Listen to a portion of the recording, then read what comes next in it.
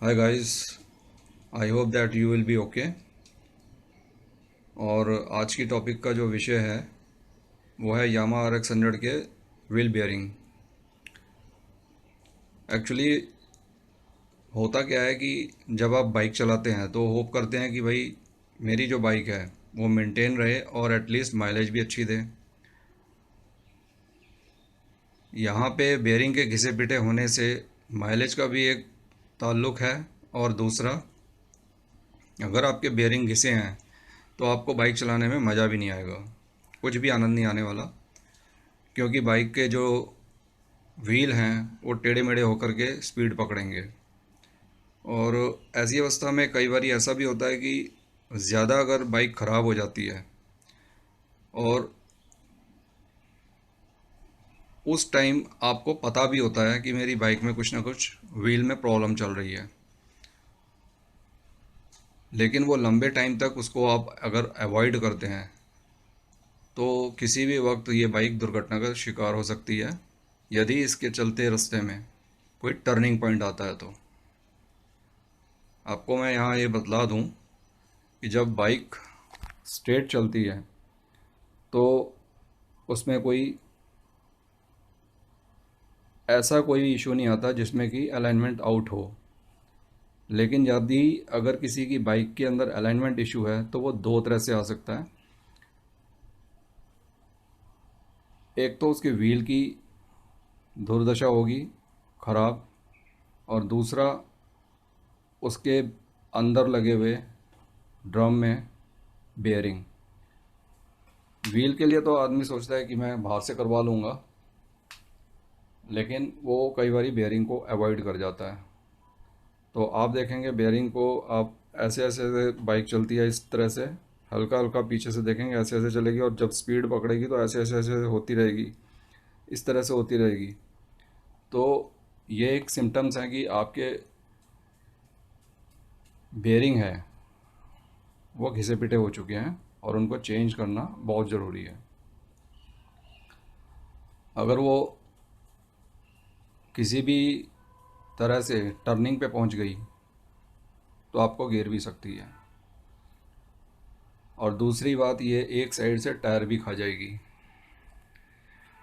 तो बेहतर ये है कि इसको समय रहते आप चेंज करवा लीजिए, और अपनी भी सुरक्षा कीजिए और बाइक की भी सुरक्षा कीजिए। मैं अपनी बाइक को पहले बाहर खड़ी करता था, तो हुआ ये कि मेरी बाइक के ब्रेक शू के पास थोड़ा सा पानी चला गया बरसात का। आपको पता ही है बरसात का पानी बहुत अच्छे से ख़राब करता है बाइक को। तो मैंने अपने कारीगर को बुलाया और इसकी सर्विस करवाई।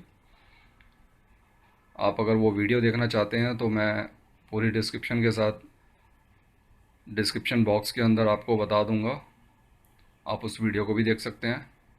इसमें मैंने बेयरिंग भी चेंज करवा दिए थे क्योंकि वो मेरे लिए सेटिस्फैक्ट्री वर्क नहीं कर रहे थे, और चूँकि पानी उसमें जा चुका था इसलिए थोड़ा सा मुझे डाउट था कि वो जंग भी ना खा गए हों।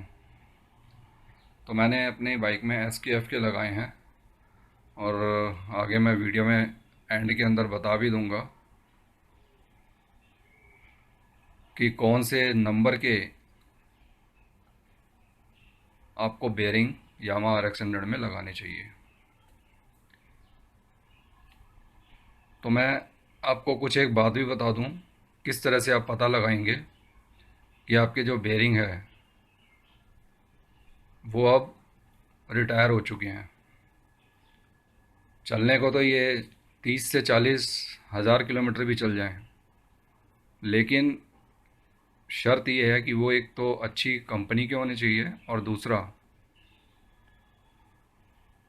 उसको चलाने वाला खुद मेंटेनेंस के लिए जिम्मेवार होना चाहिए। अगर वो जिम्मेवार है तो वो बाइक को हर तरह से मेंटेन करके चलेगा, और उसका परिणाम ये होगा कि आपके बेयरिंग भी उसी बात में इंक्लूड होंगे और वो लंबे टाइम तक चलेंगे। अब मैं आपको एक सिम्टम्स दिखाता हूँ कि जैसे ये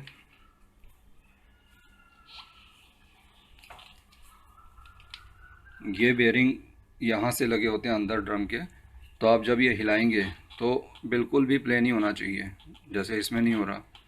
आपका जो यहाँ पे टायर है वो चलेगा भी स्मूथ।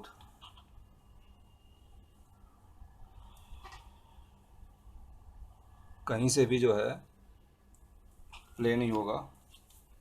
इसी प्रकार से आपको मैं पीछे का भी व्हील चेक करा देता हूँ।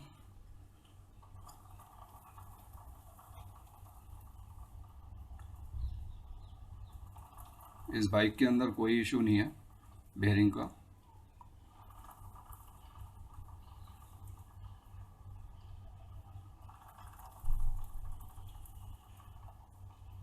ये चेन की जो है थोड़ी सी आवाज़ आती है हर बाइक में, बाकी बेयरिंग का इशू इसमें नहीं है, क्योंकि मैंने टाइम रहते सब चीज़ मेंटेन कर रखी है।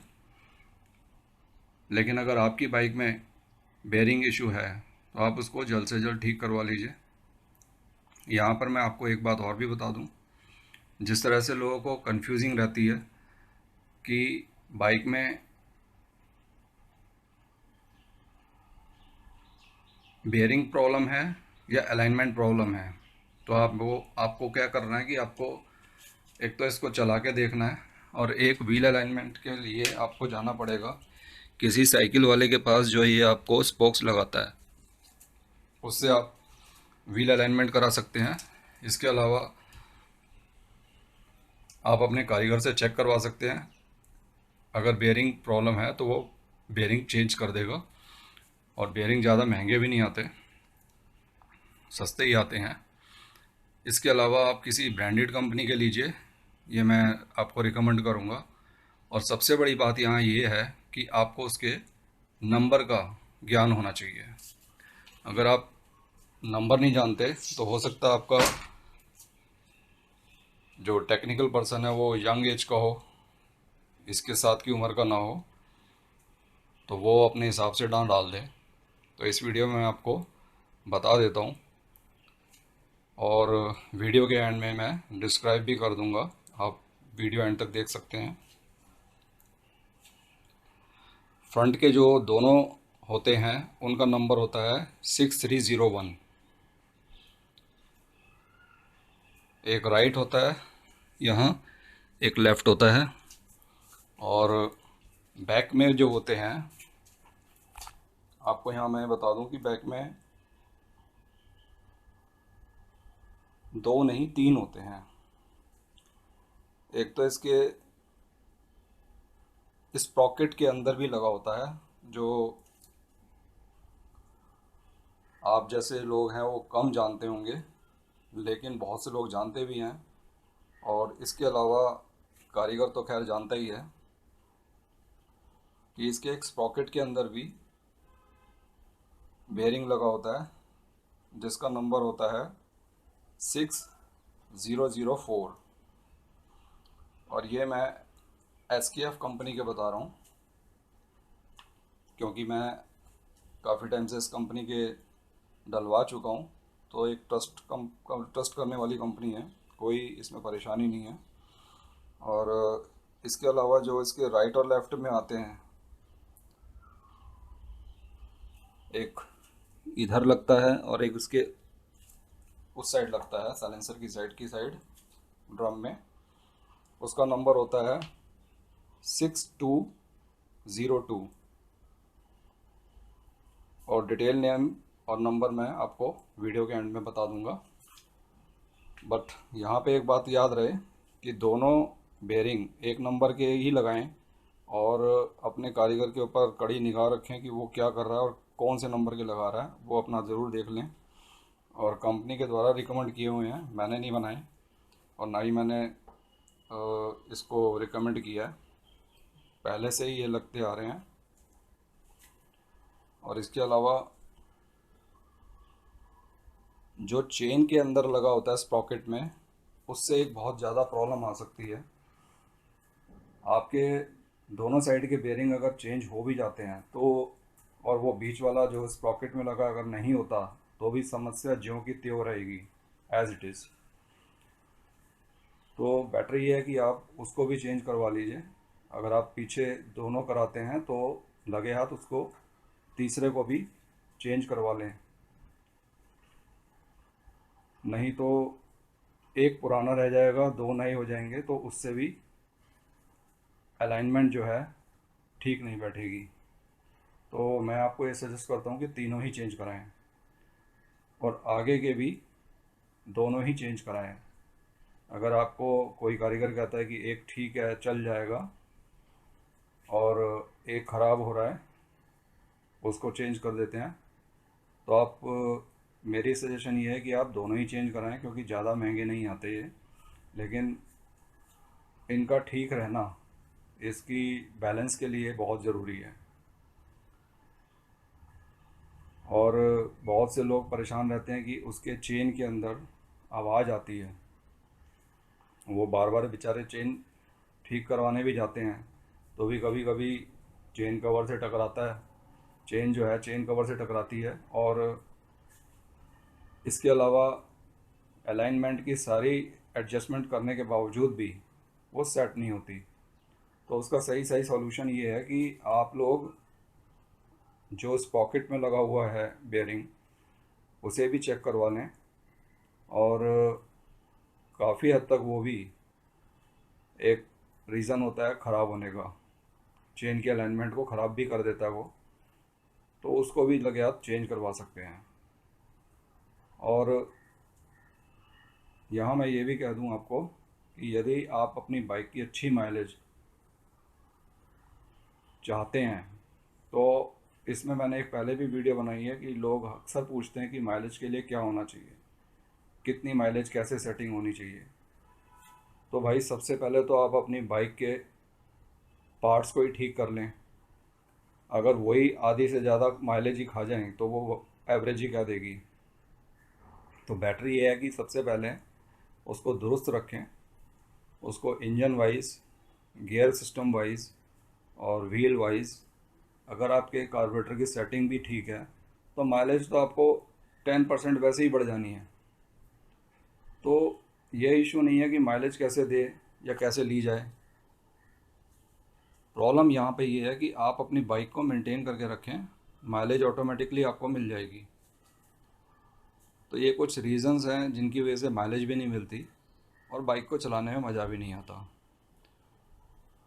तो इस प्रकार से आप जो बेयरिंग है उनको ध्यान में रखकर आप अपनी बाइक को मेंटेन कर सकते हैं। और इसके अलावा मैं आपको एक और इन्फॉर्मेशन देना चाहूँगा कि मैंने एक मेल क्रिएट कर रखी है। मेल क्रिएट करने से पहले मैं आपको एक और बात बताना चाहता हूँ कि बहुत से लोग मेरे चैनल पे आ जाते हैं और वो कई सोर्सेज से आते हैं, कोई व्हाट्सअप से आता है, कोई गूगल सर्च से आता है, कोई रिकमेंड से आता है, कोई सब्सक्रिप्शन से आता है, ठीक है, और किसी ने बेल आइकॉन दबा रखा होता है वैसे आता है। तो कई लोग कहीं ना कहीं से आते हैं, जो यूजुअली आते रहते हैं उनको तो पता है।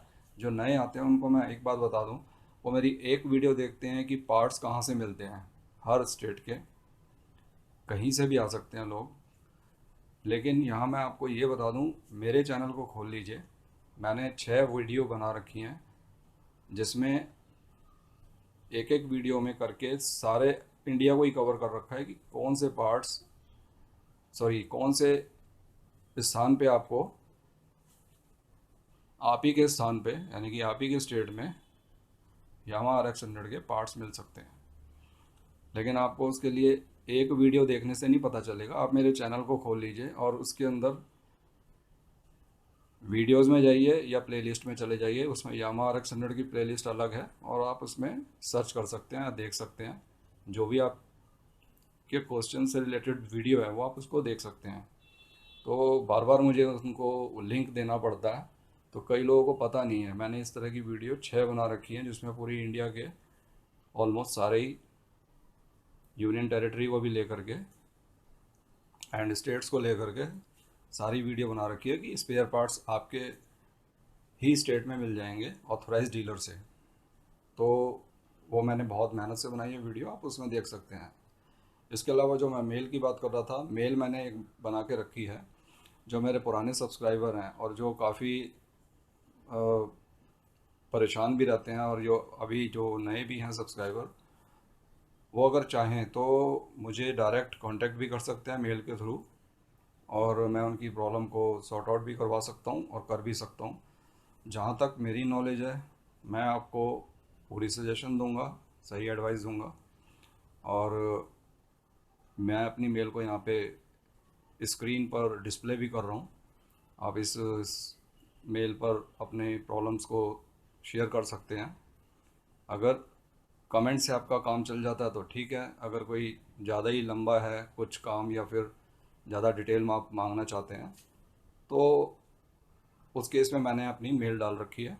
आप मेल पे करके मुझसे अपने क्वेश्चंस के आंसर को डिटेल में ले सकते हैं। इसके अलावा आपको अगर ज़रूरत पड़ी तो मैं आपको अपने व्हाट्सएप या कॉन्टैक्ट नंबर से खुद भी कॉन्टैक्ट कर सकूँगा। और मैंने अपने टेक्निकल पर्सन से भी बात कर रखी है। यदि कोई टेक्निकल इशू आ रहा है जिसमें उनकी ज़रूरत पड़ेगी, तो मैं वो भी प्रोवाइड कर सकता हूँ। लेकिन वहाँ वो मेरा डोमेन नहीं है। हो सकता है वो चीज़ चार्जेबल भी हो उनको देने के लिए, क्योंकि वो अगर कोई चीज़ एडवाइस करेंगे तो वो फीस भी रिक्वायर्ड उनको करनी पड़ेगी। तो इस तरह से आप